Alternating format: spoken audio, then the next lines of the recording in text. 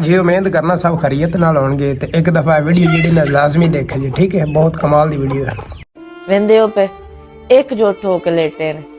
खैर दे जदों जवान हो जाणगे वक्त इन्हां नाल ऐसी खेड खेडेगा पता नहीं कोई 100 किलोमीटर दूर कोई नहीं बोलिया जा।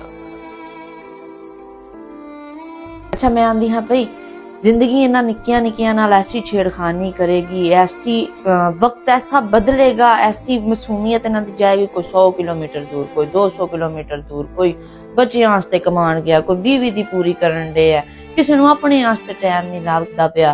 इन्हां सारियां ने खिलर जाना। फिर किसी ने फोन करके आखना ना भाईजान एक दिन वास्ते मेरे कोल आ जाओ, ते अगले आखना मेरे कोल टाइम कोई नहीं, शाम नूं वेखांगा, जे वक्त मिलिया ते आवांगा। वो वक्त ही नहीं मिलदा।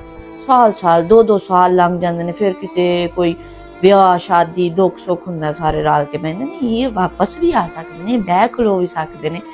जिवें दा हुण वक्त है इवें दा ही उस टाइम ते भी वक्त आ सकदा है। लेकिन जिउंदियां च टाइम एक दूजे नूं जरूर देना चाहिदा। अपने आप तो भरावां नूं जिवें हुण एकजुट हो के लेटे ने इंज ही बहना खलोना भी चाहिदा। इतनी दूरियां नहीं पाणियां।